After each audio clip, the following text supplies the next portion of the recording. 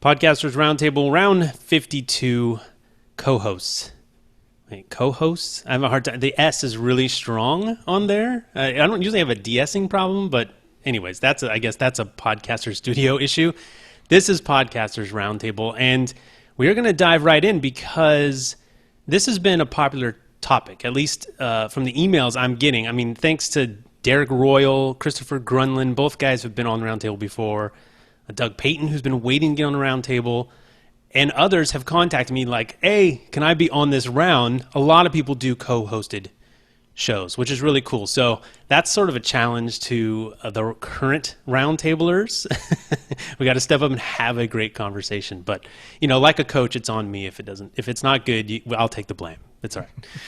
But, all right. So anyways, if you are interested in being on the round, even if you can't be on this one, go to podcastersroundtable.com and you can sign up, or just check the show notes in whatever app you're listening to this on. This is also an audio only show, and hopefully the link will be right there. Sometimes it works, sometimes it doesn't. Still working on how that works out. Dave, Daniel, they can help us. But yeah, let's meet the Roundtable, starting on the far end, co-hosting today and pretty much every time.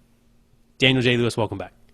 Thank you very much. I'm excited to talk about co-hosts because I enjoy co-hosting with you guys.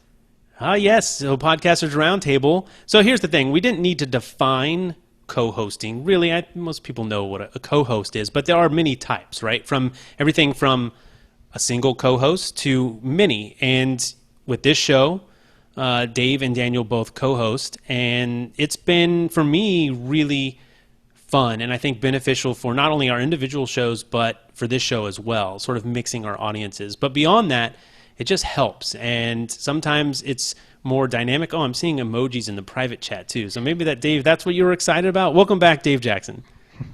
Yeah, I'm Dave Jackson from the schoolofpodcasting.com.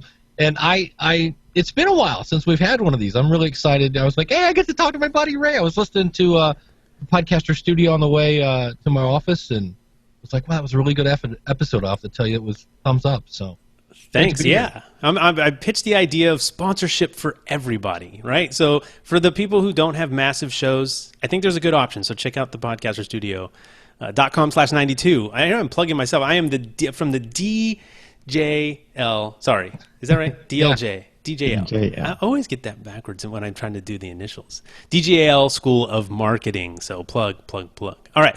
Welcome, new Roundtabler, Jerod. Hey, everybody.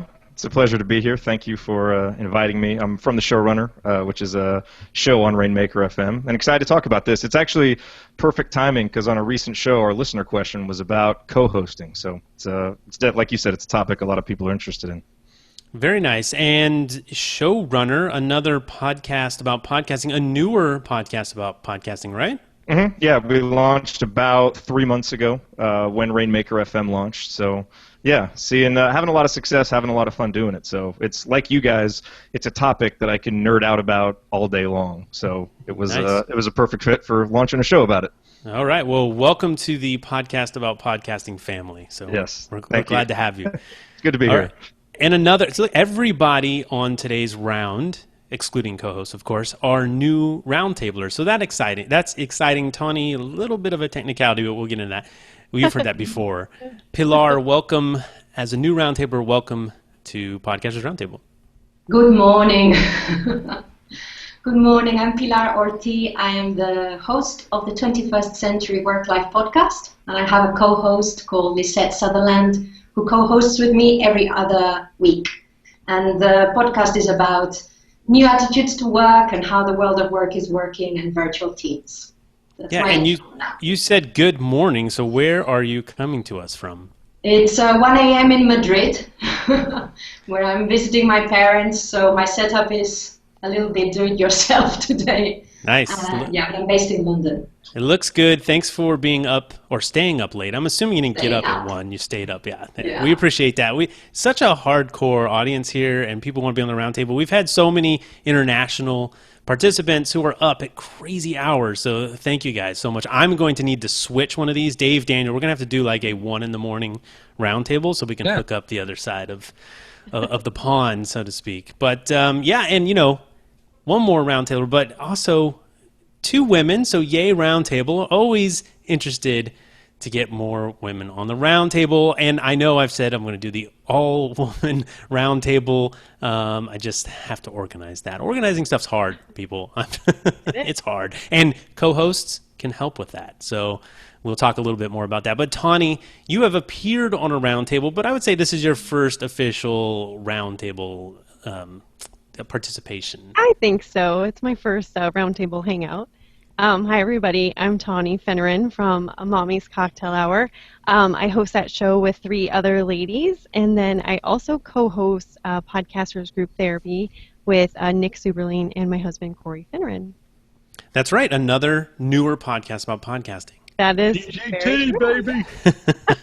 Does this tell us how popular podcasting is, or I don't know what's going on? It's been quite a year for podcasting, right? I mean, just more and more attention. So it's cool to see more shows come into the space.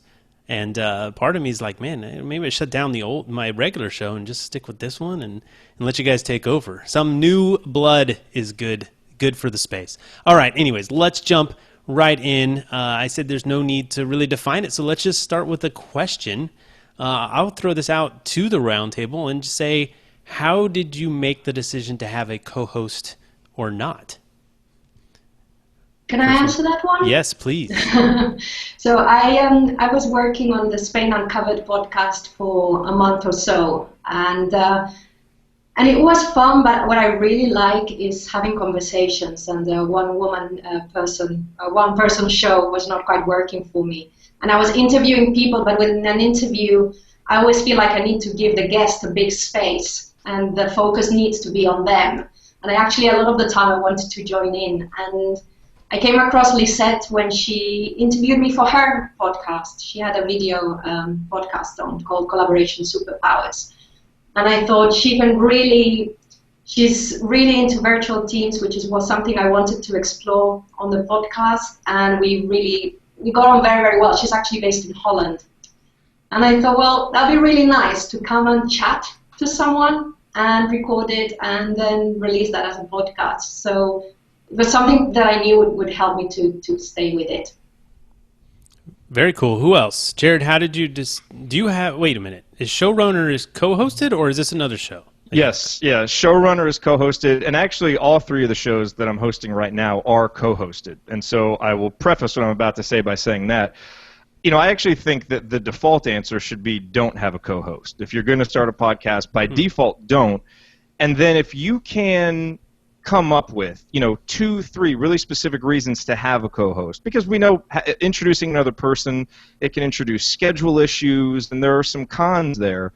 But if you have some specific reasons why those are worth overcoming, then having a co-host is great. So with the Showrunner, for example, we knew that we wanted to eventually have a course with it. And we knew, we had John, who had a great experience with Hack the Entrepreneur. And so being able to bring that experience, add another person to help with the course, was a huge reason to do it.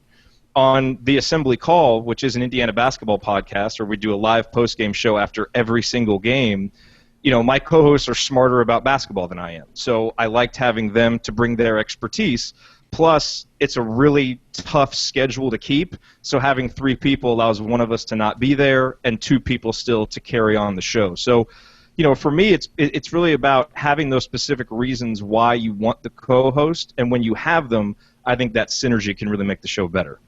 And did you follow your own advice? Did you have a show before all the co-hosted shows, or you just jumped in? I have. No, I mean, when I originally started podcasting, this was back when I was running MidwestSportsFans.com, it was all solo shows. And I did a fantasy football show and an interview show, and it was all myself, just kind of getting out there, learning podcasting. And I didn't have enough of a plan with the format to know how a co-host would fit in, so it didn't fit.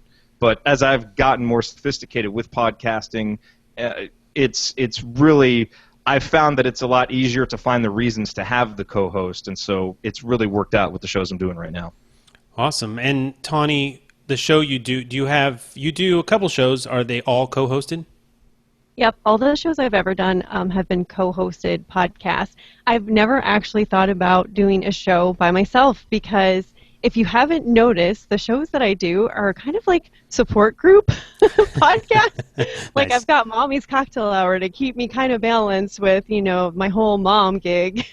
And then we've got Podcasters Group Therapy to just kind of like bounce ideas off of each other and, help ourselves and other people who are listening, improve their podcasts. So I think it kind of depends too, like if you're new to podcasting, and I think it depends on what your show is going to be about. I've also been involved with a lot of TV show podcasts, and kind of hard to do a solo show, podcast on a TV show without a conversation. So I think I'm just more of a conversationalist. So I thrive on co-hosts. Yeah, Daniel, would you agree? You do a TV show fan podcast. Would you agree that with the statement it's kind of hard to do that without a co-host? Yeah, I've had to do a solo on that show once before, and that was just our initial reactions, which I recorded right after the TV show. It was actually in Las Vegas during New Media Expo. And even though it was short form, I just found it being a little bit tougher to keep the energy and keep a constant stream of thoughts about something that was really disjointed. My initial reactions, I just watched the show, now it was time to talk about things. So I didn't have a co-host to be able to bounce off of. Well, then I glance at my notes. Yeah, Dave, you're kind of the king of the solo show. I say that because you just have a lot of podcasts, and the ones that I listen to are solo, but you've dipped your foot into the virtual co-host pool, right? Yeah, I mean, we did Today in Podcasting was myself, Rob Walsh from Libsyn. It's like the original Podcasters Roundtable. Kind of, in a way. Almost. It was the same type of format, right? Yeah, and that one, basically, we had scheduling issues because you had Paul on the West Coast, I'm on the East Coast, and Gary and Rob were kind of in the middle. And then Ask the Podcast Coach started off as a solo show, and it was just me playing with a live format. And Jim just asked me one day, he's like, hey, do you want to try a co-host? Because there are times when you're the phone's not ringing, and I'm like, you know what? Let's try a co-host. I like to experiment with everything. So he came on, and I like Jim because we agree on most stuff, and that's the key. We agree on most stuff, but not all stuff. So it's kind of fun to have those little on-air debates every now and then. Yeah, do you guys find in general that your co-host is of the same mind as you, or do you have a more, sort of differing opinions? Which do you think is better? I think, at least in my experience, they tend to have the same general worldview, but opinions may be different. And I think you want that. I mean, I think you want a difference of opinion, a difference of experience, but the general overall worldview is similar. So it's like with our Indiana basketball show, there's two different types of fans, right? There are fans who are pretty supportive, and there are fans who want to jump and criticize everything and kind of dwell on the negative. And so all of us tend to be more the positive, pump up the team, support the team, offer critiques, but not over the top. And so I think it's important that you share the big overarching values of whatever the show is, but then be able to have the comfortability, the respect together to then, have some useful debates inside, because that tension creates compelling content. Yeah, definitely. I know with this show, I'm always encouraging people to, jump in when you have a thought. And, in the beginning, I was really big on let's create debate. And that was really hard to do. It was hard to, we're talking about podcasting. It's not a lot of controversy, so you're going to try to work hard to stir that up. But yeah, I'm always interested, at least with this one, to find competing opinions or opinions that are just different. I think that the chat appreciates that, and anyone who's listening, they come here because they do get different perspectives of how to, do a podcast from all of, everyone that appears on here, their experience, their unique experience. That's the fun part for me, is that I think that so many people who come on here now have almost the same knowledge that, that I have, or maybe Dave has, but they've been doing it, may have been doing it completely different. So I think it's fun. Tawny, let's talk, let me ask, and I'll start with Tawny. What is the relationship to you, your co-host relationship to you? Friend, sister? Oh, yeah. Mm-hmm. Okay, so two of my co-hosts are good friends, and Still? Yeah, yes, we all get along very, very well. And then my other co-host is actually my sister-in-law. So we all had a really great relationship before the podcast, and I feel like the show has definitely brought us closer together. Especially like the four of us together as a group of friends, because I think, collectively before the podcast we weren't necessarily close between the four of us. I was obviously close with them, but they were kind of like separate groups of friends, and then we came together to do the podcast, and now we're all very, very close. So I mean, obviously that is definitely a pro of having co-hosts, is that you're comfortable with people, and when there is a disagreement or a conflict, then usually you can work it out. So.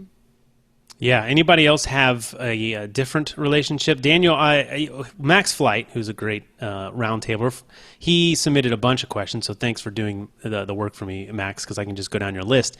But he said your spouse as a co-host, advantages, disadvantages. Daniel, you do podcasts with your wife, right? I have, and this, this is it's been back and forth. So the times when my wife has been a co-host with me were on my Clean Comedy podcast and our Once Upon a Time podcast. And she podcasted with us for a while. The audience loved her. It was a lot of fun having her on. One of the things, though, that wasn't quite fitting, and I'm glad that she noticed it too, was, and she would say this, her perspective didn't quite go along with, well, not perspective, her depth of discussion didn't quite go along with the rest of the podcast. So with our Once Upon a Time fan podcast, we would be digging deep into details and historical significances and stuff, and she'd be there saying, I liked how the floor made that noise when he kneeled down. And we just discovered, okay, it's not quite the same level here for us. She enjoyed it, the audience loved her, and she might join us again, but she said, I don't want to podcast with you for 2 hours. I'd rather podcast with you for 15 minutes. We did do a TV show fan podcast for a network that spun off for a little while called TV Talk, and that was about Once Upon a Time in Wonderland. And we enjoyed that. It was 20 minutes. We each had 3 to 5 points that we wanted to share, and we'd take turns sharing points back and forth. We had designated responsibilities of things that we would say in the podcast. And because of that structure, it made it a better experience for her. Yeah. So the lesson is, if you're going to podcast with your significant other, make it short. Dave, you used to podcast with the Hammer. Yeah, my wife would come on. She absolutely, to this day, still hates the sound of her voice. She cannot get over that. What do you say? Because this is common, and here's the roundtable. We can totally diverge, right? I'm down with that. What do you say to people when they say, Dave, I want to start a podcast, hate the sound of my voice? It's easy. Put your fingers in your ears and talk, and you will hear just the bass of your voice. And I say, if you go listen to your stereo and unplug the woofer, that's what it's like when you listen, because now you're just listening through your ears. You actually listen with your whole skull. Your skull actually vibrates, and it's those vibrations that make you sound all warm and cozy. And when you listen just through your ears, you don't. And that's why everybody goes, "Ooh, I sound so nasally." And yeah. You do have to get over it, right? At some point, you do have to just get over it. Yep. And realize that podcasting, one of the cool things about podcasting is that it's not the radio voice. I feel like, first of all, if I met you in person, you would sound the same, I hope. Hopefully, I'm not into post-processing so much that you sound completely different, but that I feel like I am you or you could be me, that we could change places, right? I understand you easily, better because you sound like I do. So, I myself in the beginning, I was like, man, I don't like the way my voice sounds. I crank up the bass, which made it sound terrible. And yeah, you get over it. I think you just get over it. I also find that it's one of the most universally relatable elements of podcasting. Like, I've never met a podcaster that didn't hate listening to their own voice at first, and it probably took me 300 episodes to get comfortable to where it doesn't really bother me anymore, and that's just because I guess I bludgeoned myself with it. But it's just one of those things, like, you will not like the sound of your voice at first. Okay, start and do it anyway, and eventually you'll get past it. So, the other problem I ran into, you need a co-host that has the same passion and kind of the same vision. So I was all about, we need to come out. I mean, the show's coming out on Monday. We got to get it done. And, you want to be, and she's just like, I don't feel like podcasting tonight. I'm like, well, suck it up. Come on. Let's go. And that didn't work. I get that. A lot. I won't tell you which co-host, but That's a lot. So the biggest challenge. Yeah, let's dive in. Let's dive into that challenge. And I think co-host, Tawny, so- you've had your own challenges with probably the same thing. So is this the biggest challenge to having a co-host? I think it is. I think scheduling is definitely the biggest challenge in having a co-host because, I mean, I think I'm the type of person that, I like to do things on my own because I get them done and I get them done quickly. And so when you're planning to do something and then it's just totally like, redirected because it's totally out of your control, you have no control over it, that's very frustrating. And especially when you have like time sensitive things like the TV show podcast where you want to put it out on a regular basis on a certain day, give people enough time. It's really hard when that doesn't work out. So I think for me that's the biggest challenge is scheduling, and when it doesn't work out the way you think it's going to work out. Yeah, it's nice for me on this show because, I host and then Dave and Daniel co-host, and I just ask, hey, if you're available, come on. And I have, my own scheduling challenges. Those guys are really good at sticking to their main shows. I'm not so much.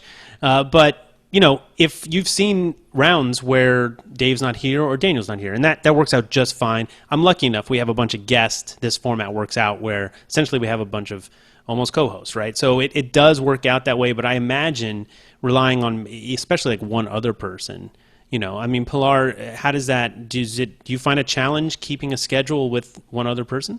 No, I think one of the reasons is I did think of that before I approached Lisette to be a co-host. So we have an episode together every other week so that we don't have to make sure that we meet every week online. The other thing I think that helps is if your co-host has a similar working pattern. So we're both freelancers. So we're both able to say, 10 o'clock on a Thursday morning or 11 o'clock. And I think that really helps if you have similar working patterns. That's helped me, yeah. I think so. Jerod, if you don't use Google Plus Hangouts on air, there is a private chat. So Jerod said he had something to add here, but it could have been something in the past. What was that about?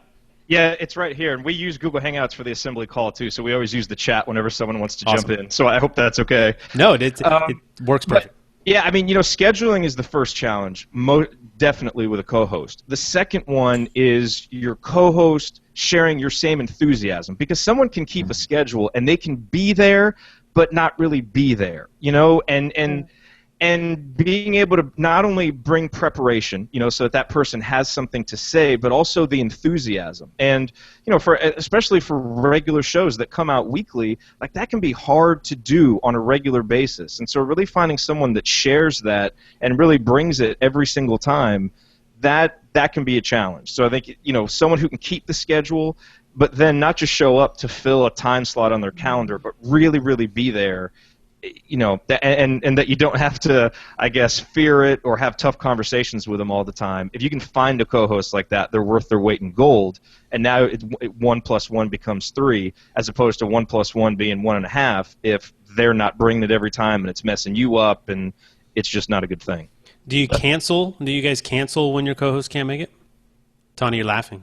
Sometimes we cancel. Like if 2 or more co-hosts cannot make it, we typically cancel.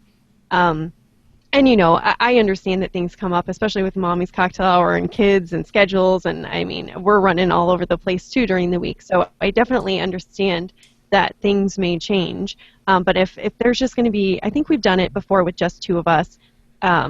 Once before, and it was just because we needed to get a show out. It had been a long time, I think, and so if we would have waited, it would have been like a month between shows. So we just put it out, and it actually turned out great. I mean, it was a good conversation between the 2 of us. It was kind of quick, and so that's kind of our thing. If 2 co-hosts can't do it and there's 4 of us, we usually just cancel and reschedule for another time.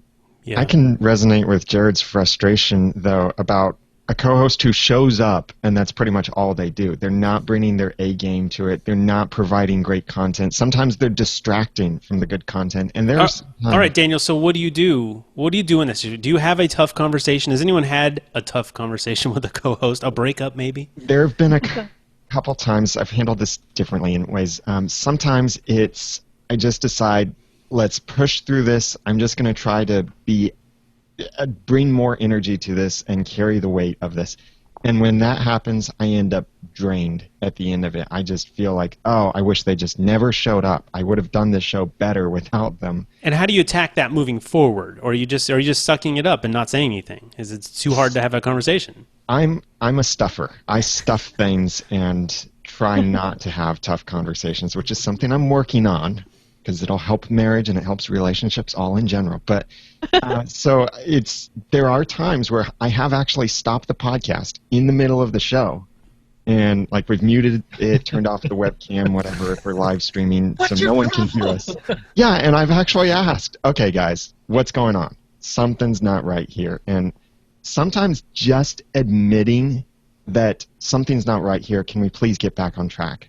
Or can we please raise the energy level? Sometimes just that, not necessarily addressing the problem, but just acknowledging that there's a problem and then trying to move forward, that often comes back with more energy.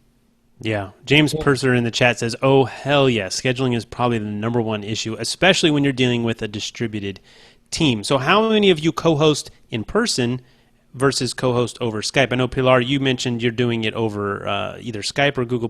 And we use Skype, from Holland and the UK. And how do you record all of that? Through the Skype recorder, I can't remember the name. Yeah, Ecamm probably. Yeah, exactly. Ecamm, yeah. Yeah, who co-hosts? Who co-hosts in person? I do. Jealous. Jared, you don't? No, I co-hosted one test episode with my fiancée Heather. We tried to do a bachelor post-show. Getting back to co-hosting with your significant other, I'm trying desperately. I want her to get involved in it with me. But no, otherwise on the assembly call, we do it via Google Hangout, and then both the showrunner and the lead we record via Skype. One of my co-hosts is local. I work with 7 different co-hosts with different shows, but one of them is local, aside from my wife, when she does something with us rarely now. And it's really nice to have them in person, because I think that there's the nice ice-breaking moment beforehand, like if you can have a meal together or just get down, talk a little bit before you start to record, break some of the ice. And also it's really nice to just be able to see them and read their body language to know when they have something to say, when they disagree, or to signal like, hey, keep going, I need you to keep talking.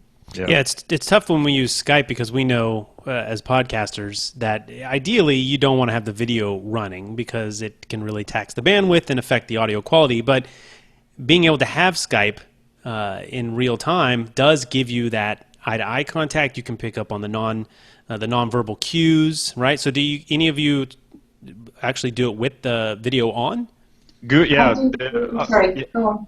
No, Pilar, go ahead.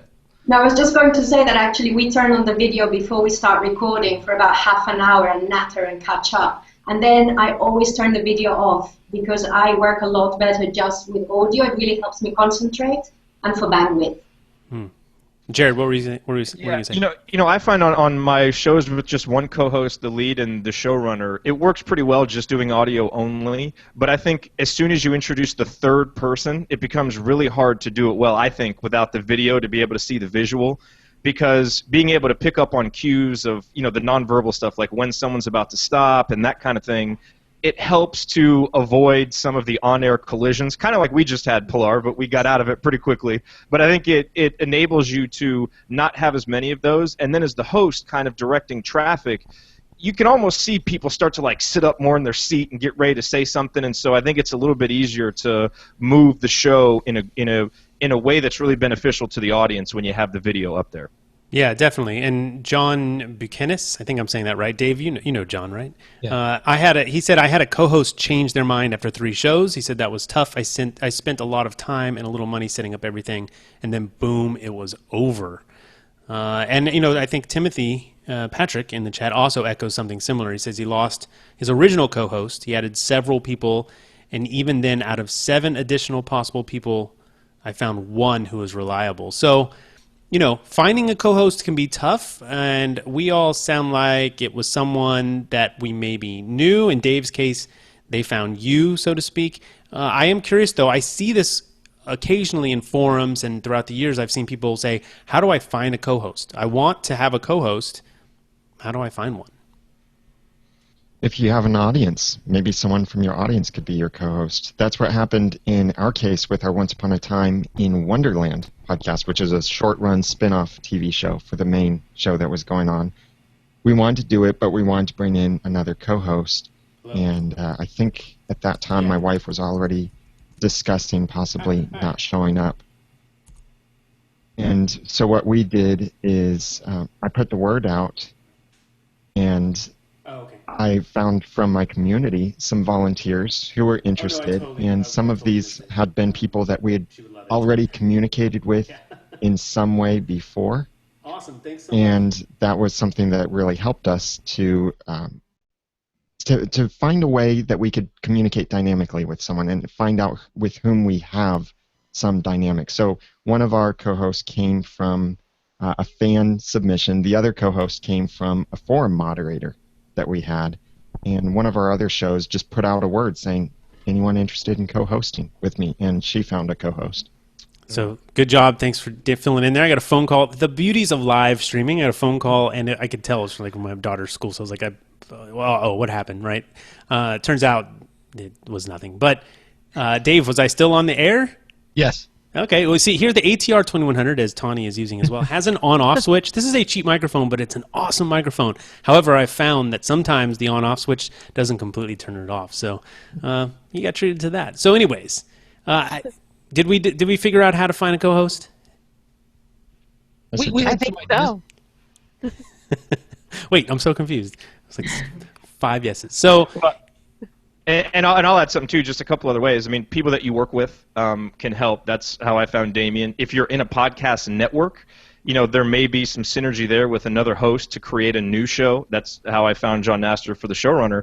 And the way I found Andy and Ryan for the Assembly Call is they actually wrote for the site Midwest Sports Fans. And we happened to just find out that we were all Indiana fans. We were graduates, did not know each other, even though we went to school at the same time. And so we had this idea and just started it up. And I got really lucky with those two guys because they happened to share my insane passion for this topic, which a lot of people wouldn't.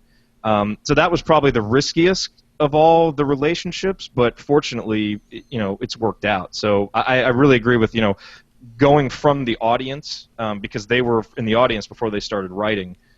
If you are kind of on your own and really don't know where to go, but you have an audience, that's a great, great place to start. Yeah, I've seen several, I've seen sort of a theme here where a lot of people either try to or would like to co-host with their significant other. And Elsie is joining us in the chat room, Elsie Escobar, who's awesome roundtabler. The Feed podcast, really cool. Another podcast about podcasting, check it out. And she says she would love to have Randy co-host. That's her husband. He's the coolest guy ever, but he has zero interest. And I know that someone else commented in the lead up and said, I finally found something that my wife just is totally into and we're starting a show. And a lot of people have successful shows with their significant others. So Tawny, how come you and Corey, well, you are on the mic with Corey now with the new show. Yeah, we are. Yes. Well, that was our first podcasting experience together, was co-hosting a show, and we that's how we got into podcasting. We thought, it'd be so much fun to do this show, and then it was fun, but Corey was very annoying to podcast. Nice. With. I mean, I'm the doodler, and he's like, stop using your pen on the paper. I can hear it through the microphone. And so for me, it was just like, oh my gosh, you're like really intense about this, like audio quality, as we're using our headset mics at the time. So it was just really, yeah, so it was kind of a bad experience starting off, and we tease each other about it now, but it's a lot better on Podcasters Group Therapy, and I think it's because we both have run our own shows for so long, and we have co-hosted a handful of TV show podcasts with other friends of ours too, that lasted a season. And so I think we have more experience under our belts now, so we work well together. Nice. Now. You're both type A podcasters. You're like, get off my mixing board. Right. But you bring up an interesting topic, which brings us right into Richard Gunther, who I believe put this in the chat in the lead up.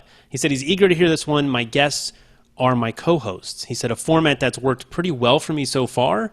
My biggest challenge is usually their audio quality. He's curious about others' experiences. So how do most of us here, We're podcasters. We care about such things, hopefully.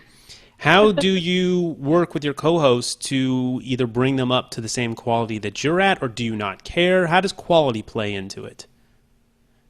Pilar, when you're doing Skype, and we know Skype has its own issues, do you address quality with your co-host, or you guys just kind of record and put it out there? I started, and it's ironic that you're talking about that because my quality today, my Mac is about to take off. I started using Skype only, but because I started testing it out with the Spain Uncovered podcast, I was contacting lots of people who were in the middle of Spain and had really bad broadband, so I used to call their phone line.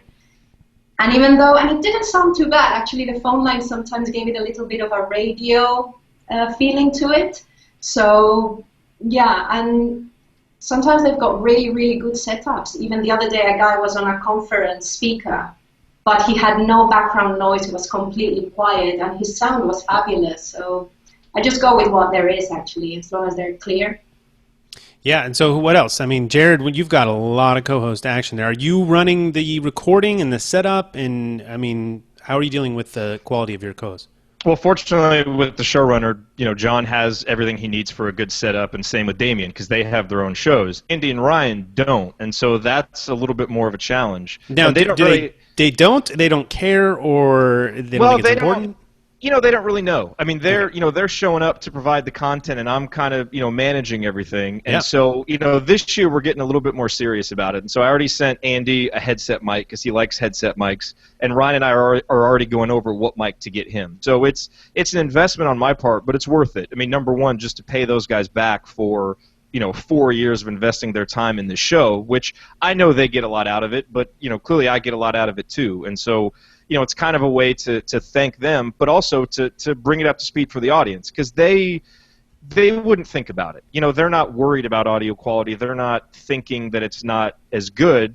For me, I think about it every episode, and all I want to do is make it better. So I think if it's worth it, and if the show has matured to that point, and you can swing it, investing a little bit in the quality of the co-host, not only I think does it make them take it a little bit more seriously, if they need it, but it just creates a better experience for the audience, which is the ultimate goal. Yeah, it can be a challenge because you may be already asking this person to do some stuff, and now you're getting on them about it. It's like, hey, man, I'm already putting an hour, 4 hours, 10 hours into this thing and back off. But, yeah, I mean, I think as you grow, right, and then Elsie, she said her co-host just updated her mic, so that sounded important to her.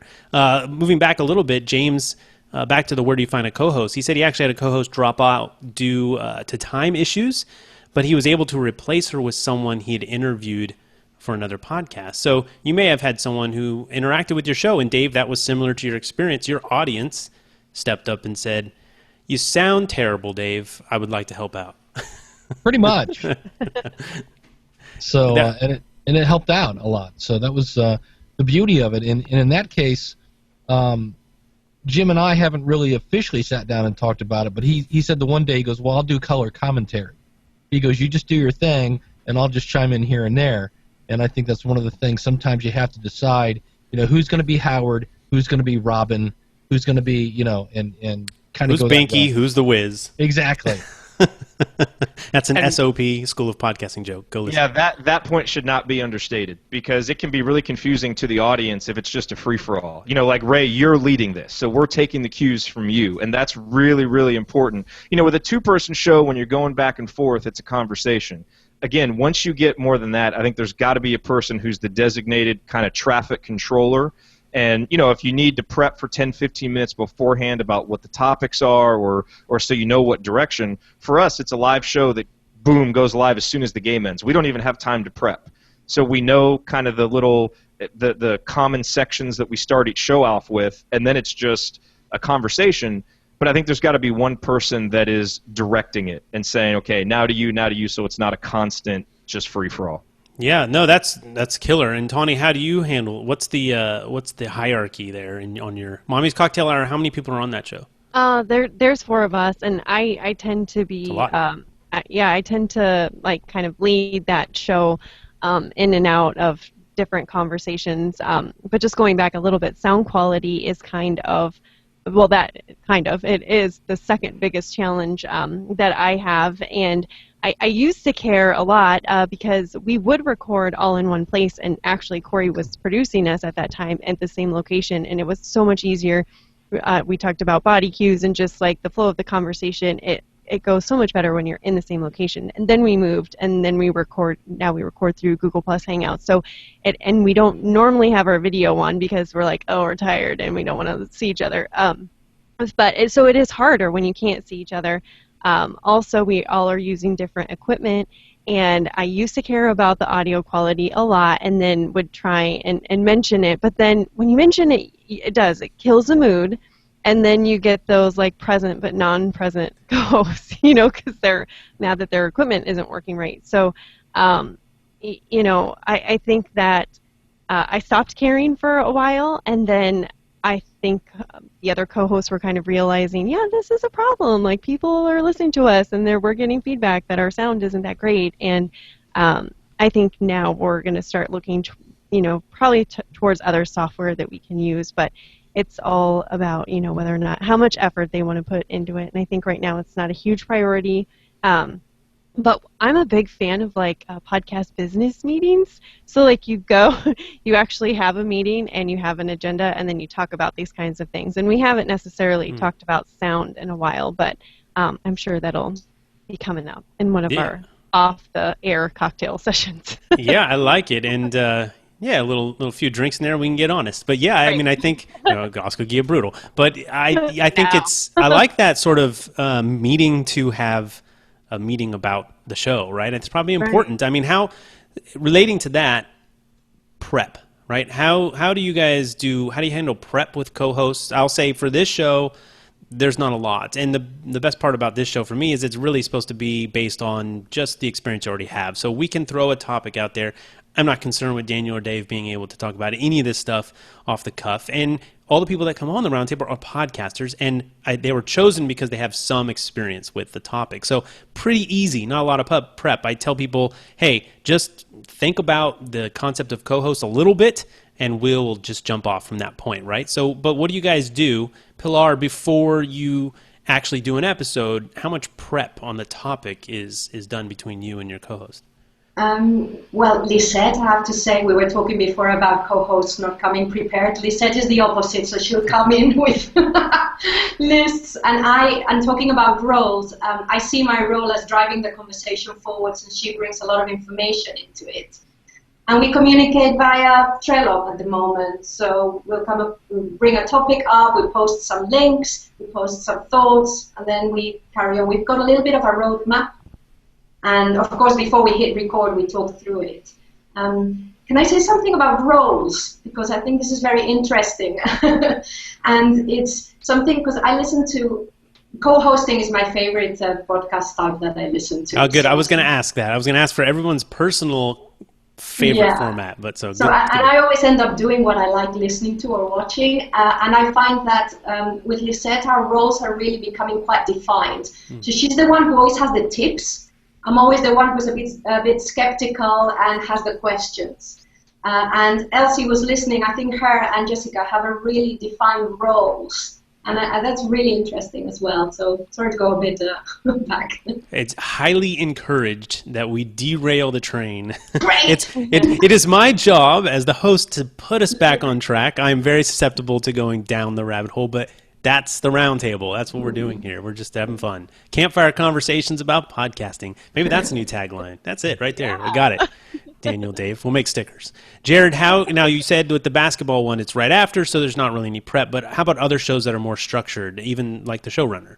Well, I want to mention the assembly call, because I think the most important part of preparation isn't content preparation, it's attitude preparation. And so, I talked about earlier how one of the biggest downsides of having a co-host is that sometimes they're not present. They don't have the enthusiasm. Well, sometimes that's not their fault. That may be your fault as the host, the show leader, for not explaining to them why they should be enthusiastic. So giving them stat updates, painting a bigger picture for where this podcast is going. I think just like your audience wants to be some part of something bigger, your co-hosts do too. And if they don't see it moving forward or the bigger purpose behind it, that may be the reason why they're not showing up. So we don't prep specific topics, but I make sure to communicate with those guys all the time about how big our email list is now. You know, emails that people sent me from Brazil talking about how much they love the show and how it connects them to the community. So I think that's really, really important, especially for people who are not, you know, neck deep in podcasting all the time like we are. If they're just content people that we bring in,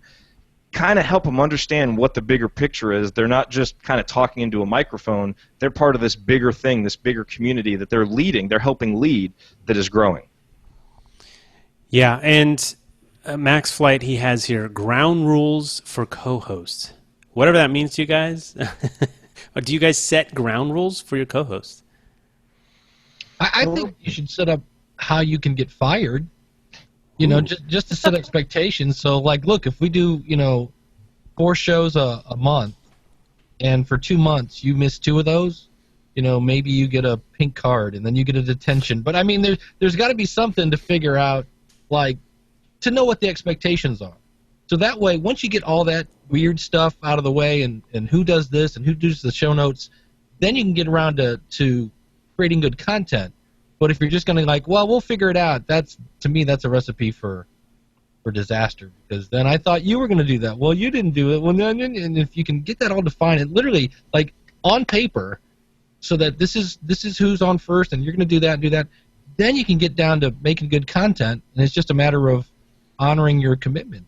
Yeah, I like the idea of doing that up front. Let's get this sort of stuff we don't necessarily want to talk about out of the way, and maybe even writing it down. I have here ownership, especially once money is involved, and I even have contracts question mark. Has anyone gone down that road? I do that with my co-hosts. We have some contracts in place that basically say, I own all the content, I own all the branding. Your likeness is permissible for me to use for promoting the podcast, whatever. But when it comes to money, we do have an agreement that if there is extra available, then we'll split it based on their contributions to the podcast, like how many episodes they showed up for. Yeah, you know, I didn't even... So in theory, this show could be monetized because it goes onto my YouTube account. I serve ads, you know, with the YouTube Partner Program. I don't do that for the Roundtable. It's nice to not have to put ads on the Roundtable. I just appreciate people, you know, viewing this content. But then I kind of just want to avoid it. I felt like, well, I can't ask Dave and Daniel to help me out and not share it. And then I'm like, how do you split it 3 ways? But that gets ugly with AdWords.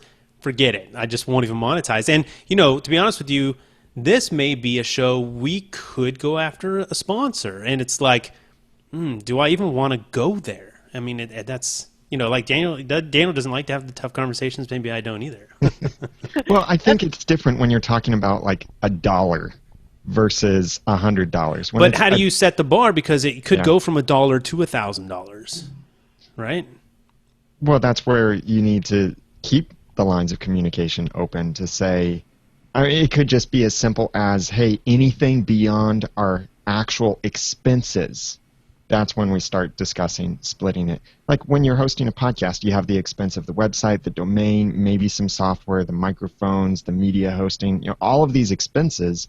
So look at covering those, and then you can maybe well, I mean, that's also important for someone to know is that, okay, if $10 comes in, does all of that go to pay for the web hosting, or do you split it first and then only $5 goes to the web hosting?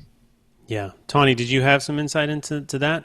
I was just going to say I've been thinking about that a lot lately because on our last podcasters group therapy we talked about Patreon, and my other 2 co-hosts do it, and I've been really putting it off because I just don't know how the split should work. And you know, I've been kind of thinking about it in my mind. Okay, so like maybe I just need to like, you know, really define the roles, like who does what, and then just break it up and then figure out, okay, so this portion of the proceeds would, go to podcast hosts, and then split it between the percentage. Daniel, I was thinking exactly what you said about, the percentage of shows that you've been on, because not all of our hosts are on every single show. So, but that is one reason why I have been putting off monetizing through Patreon, is because of that. I'm scared to handle it. Yeah, and then do you write it down, right? Do you start making people sign stuff? I mean, who really owns it? Yeah, I mean, at some point, the word co-host, I can see where one person certainly toes more of the line than the next, or does more work, and that, for me, it's, that's show notes. It's like, if, whoever's doing show notes has the hardest part of the job. I hate show notes. But do you write that down? Do you get people to sign stuff that says all this? Because you could do a handshake agreement, but that could go south real quick, right, Dave? Yeah, you just never... Money changes everything, in the immortal words of Cyndi Lauper. And oh, we won't worry about it. And then all of a sudden you're like, hey, we got a hit, oh my gosh, and we're making, $800 a month. And all of a sudden, the claws come out and it gets ugly. And all of a sudden your best friend for 24 years is now who? Look at Adam Carolla. Yeah. He had a guy that was best friends forever, and, money got involved, and, oh, yeah, we'll pay you. And the handshake went kind of bad. So, yeah, I'm with you. I am the king of let's avoid those awkward conversations. But on the other hand, they usually don't last that long. And on the other side of them, it's like, okay, cool, we know what's going on. Like with Jim and I started to have that conversation. He goes, Dave, save yourself a whole lot of trouble. It's your show. I don't want anything. I'm just glad to be here. And I'm like, you sure? And I said, well, we will. And I said, we will review this every 6 months, just to make sure you're cool with that. And that way, if things were to take off and, it's like, okay, well, let's figure out what's going on. And again, you just avoid any surprises, and everybody's on the same page, so you can get back to making good content. Yeah. Well, at the end of this episode or round, I have something for you guys to sign. Okay, Dave? So. Right. Well, I know you said if I didn't start coming up prepared, you were going to cut my salary. So. Yes, by a lot. I mean, all of it. I am going to cut all of it, Dave. This week's check is in the mail, though. Right. Good. Jerod, you've got a lot of co-hosts. How do you do you even deal with contracts? Do you monetize at all? How do you split that up? We're just now entering the monetization phase. I mean, for 3 years, it was really just a passion project that we didn't think about from a monetization standpoint. And of course, a funny thing happened when we didn't think about that is a lot of avenues started to be presented, and our audience started asking to donate, and they wanted to support us. And so, we are this coming season kind of stepping into that. And so, I think. And it does worry me a little bit, only because, we haven't dealt with this before, and you hear the horror stories. But I think, just the transparency with which I've always run the show and kind of shown them all along, what the costs are and all of that, and show them right now what the goals are, how we're going to generate revenue, and be really open with that. And they know that, I'm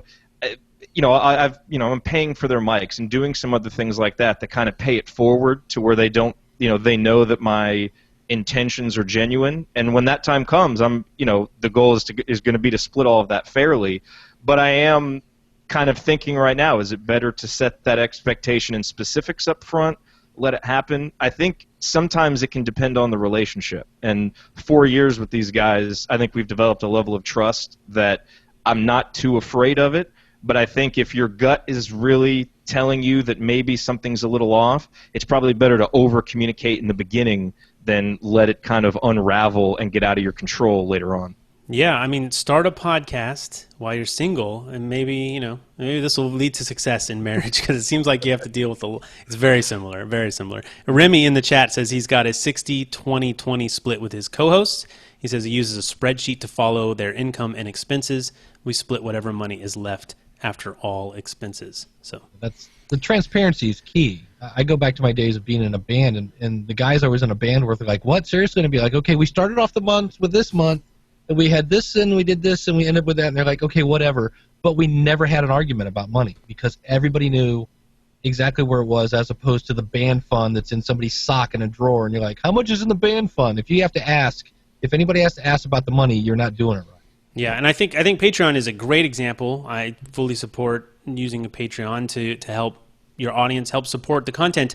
But Elsie in the chat, with her co-host, they just recently launched a product based out of their podcasting venture. So, I can imagine right there, it gets very sticky because, hey, now we are creating this thing that we are going to sell. We're not just hoping we get some donations. We're going to sell this thing, right, Daniel? Daniel, do you have any products that go along with shows that are co-hosted? I know you have a couple products.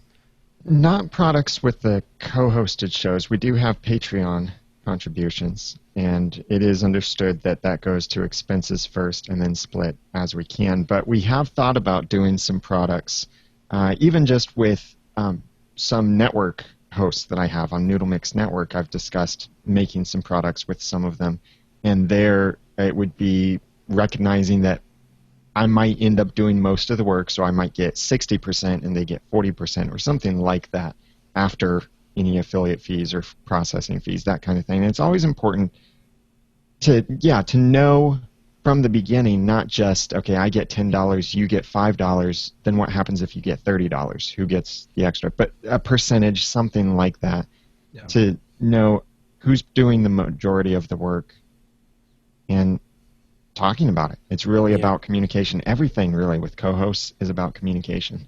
Yeah, and I will, with the showrunner, we have the course attached to it, and so we were very specific from the beginning what that split was for the course. So again, just to echo that it is important, especially as the numbers get bigger, to communicate beforehand. Definitely. And Corey is somewhere in the house there, or maybe he's sitting right across from Tawny. He's in the chat, he's in another room. Thanks, Corey. He says one of his goals for 2015 is to come up with a plan for distributing money. He says luckily he has co-hosts that are on the same page and understand the amount of work that he puts into his show IVMV. He said they have suggested we split it by the amount of time spent on it all, and he thinks that's a good way to go about it. So I will be getting 99% of... No, I'm kidding. This would be a great... I think Daniel, Dave, and I have a great opportunity. You mentioned you guys are launching a product there, or have a product based on showrunner, I think. Is that where it's coming from, Jerod? Yeah. Yeah, we could certainly do that with this show and probably be fairly successful. But that implies a lot of other work, doesn't it? So when does a co-host, what are the biggest advantages to a co-host? Is it splitting that work? And what's the biggest negative? Well, here's another advantage that we haven't really talked about. We've talked about things from the perspective of the podcasters, but think about the perspective of the audience, too. Daniel, do you prefer to listen to co-hosts or solo shows? It depends on the content, really, Right. And it depends on the skill of the podcaster themselves. There are certain times when I've heard co-hosts where the co-host was not bringing quality content, or they were derailing, and there were times where I'd be thinking, I just wish this was without that co-host or a different co-host. But I think that there were some very affirmative nods and smiles to that, by the way, as I'm saying. If you're listening to the audio-only version, you can go back and watch the video. It's clearly agreement on that one. I think what helps the audience also is that a conversation, listening into a conversation, is more engaging. A solo show is just monologue, really. And someone listening to someone else monologue for 30, 45, 60 minutes can get really boring. And it depends on the topic and the skill of that person who's speaking. But a conversation is a lot easier to keep the energy going and keep the conversation flowing. And so for the audience, they have a constant stream of interesting things. And sometimes that co-host, or between the two co-hosts, you're representing more of the audience inside of your podcast, so you're becoming more relatable. Yeah, and again, John Buchanan in the chat, he says, if I'm listening to learn, I prefer a single co-host. If I'm listening for entertainment, I love the conversational style of a co-hosted podcast. I agree. I think in this format, this is a conversational podcast that we're doing here, and the Podcaster Studio is pretty much a how-to. It's a learn. So I have something to say, and hopefully I say it and get out.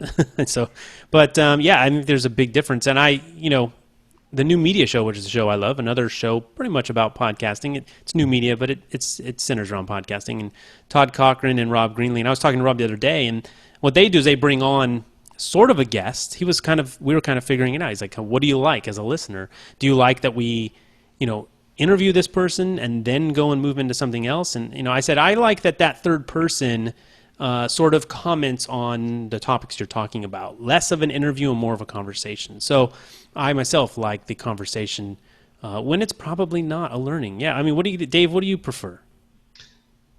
I was going to kudos to John. Same thing. If I'm trying to learn something, it's one person, and I feel like they're talking to me.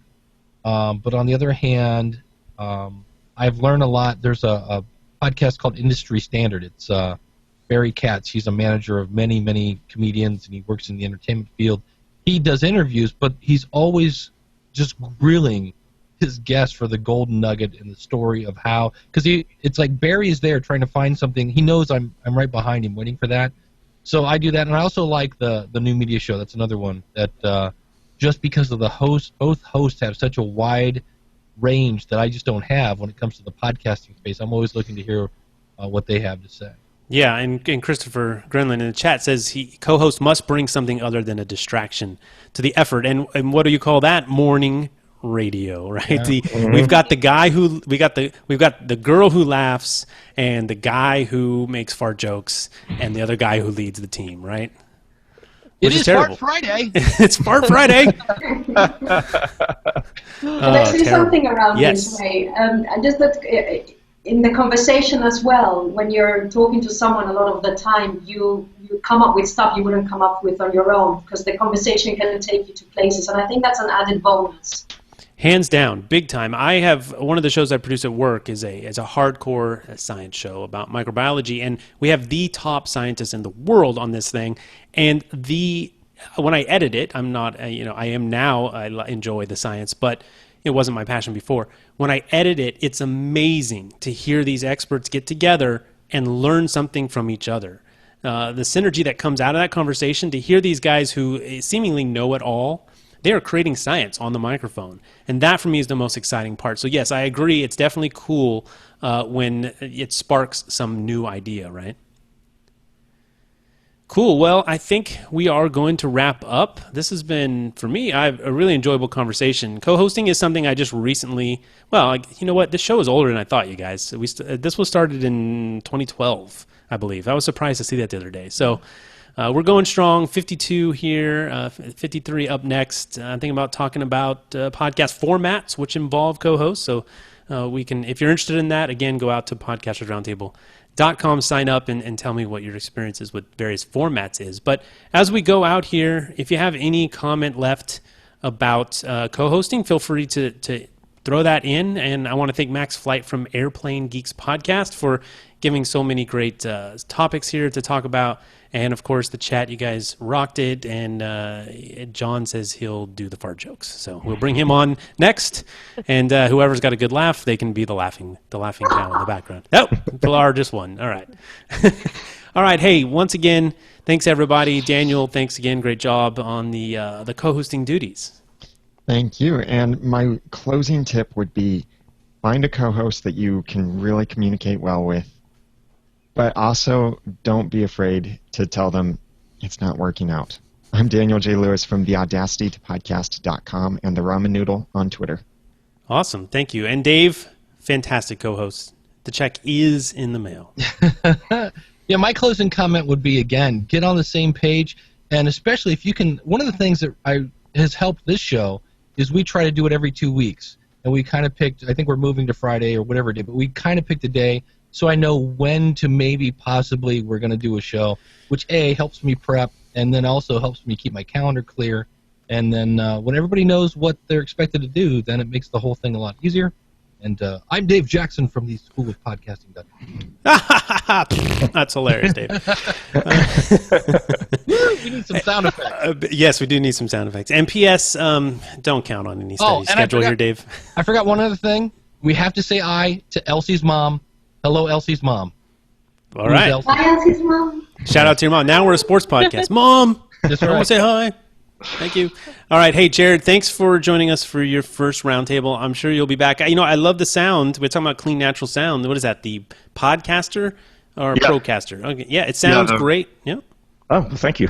Thank you. I appreciate that.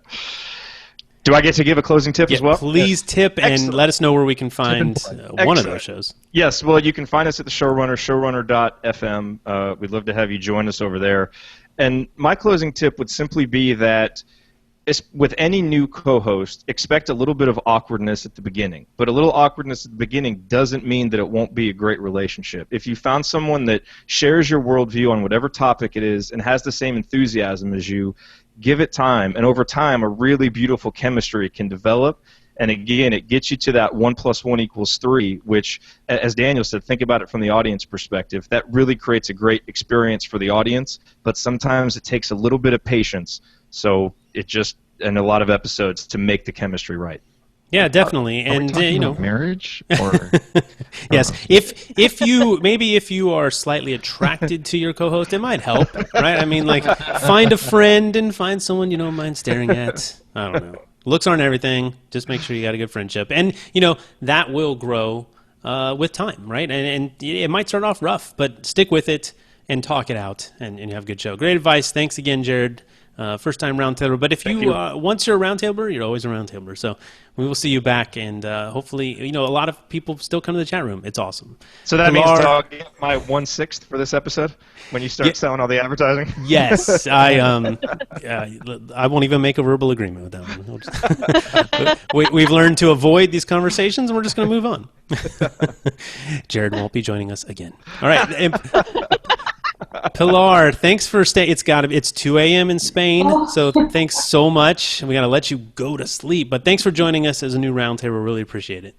Oh, it's been great, and I would say just find someone that you really look forward to having a good conversation with, and if you can test them out, maybe having an interview before or something, so you can check that out. I'm Pilar Orti, and I host the 21st Century Work-Life podcast, which includes virtual coffee with Lisette. Nice, very cool. And an interview, a date, whatever. It's all starting to sound the same. Tawny, thanks so much for you were on. We alluded to. I don't know if we said we do twice now. We've done live roundtables at NMX, and that's where you came up to the mic and joined us. That was a sad day for you because you lost an entire show, right? They never recovered that. Oh, thanks for reminding you. No, yeah, no. Never. Yeah, but anyways, thanks for reminding me. You're welcome. It's what a co-host is for, to bring back the bad moments. But thanks, Tawny, for being your first time roundtable, and really appreciate it. Yeah, thanks so much for having me. And my last tip would be drink lots of cocktails, and then you'll always have fun with your co-host. Yes, also great relationship advice. This is going swimmingly. I think we found a new podcast. It's the relationshiproundtable.com. That's got to exist. Don't go there. I cannot be responsible for what is at relationshiproundtable.com. All right, you guys, thanks so much. Thanks again to the chat. Elsie, Christopher, John, the Recon Prepper. I got to get your name. That's another issue we can talk about. Remy, Corey. Everyone rocked it. All right, we will see you round 53, podcastraroundtable.com, and wave goodbye, everybody.